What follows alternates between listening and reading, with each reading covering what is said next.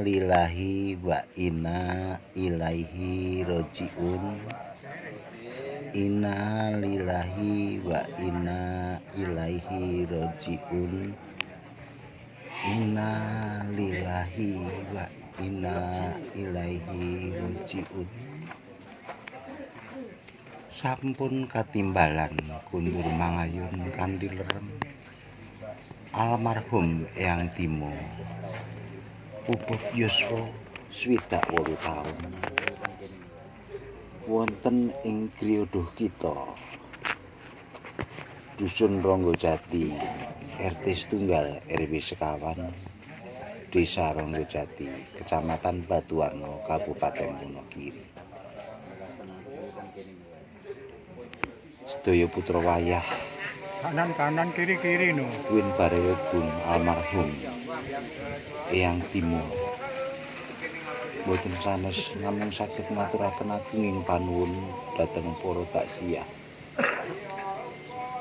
tangga tepalih para kadang kanoman ingkang sampun keparing sesabiyantu arupi punapa kemawon wiwit gerahipun almarhum Eyang Timo ngantos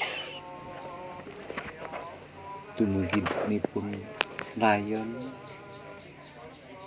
sedaya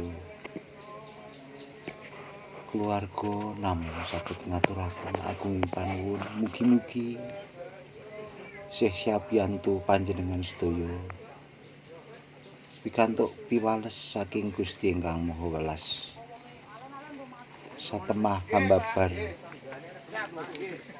kesehat warasan panjenengan sedaya panjang yuswa twin bagya mulya cinatu rejeki ingkang lumintu lumintir.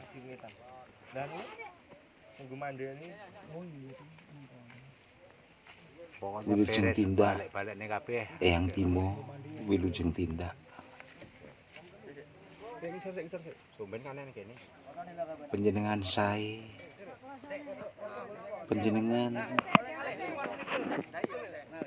sampun dipun samektakaken papan palerman pungkasan inggih menika swarga langgeng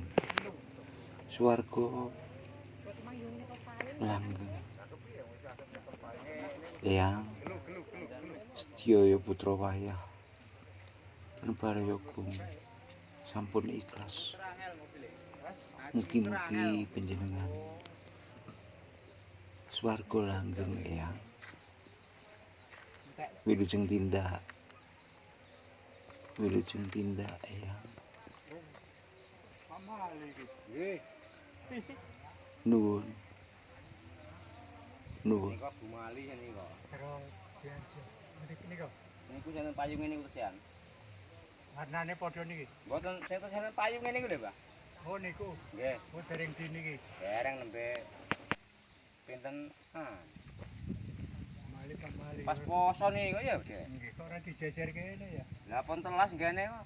ngene Ya, lagi bantu mlaku niku. ya nggo teken biasane Mbok ijek wae siji to, ya.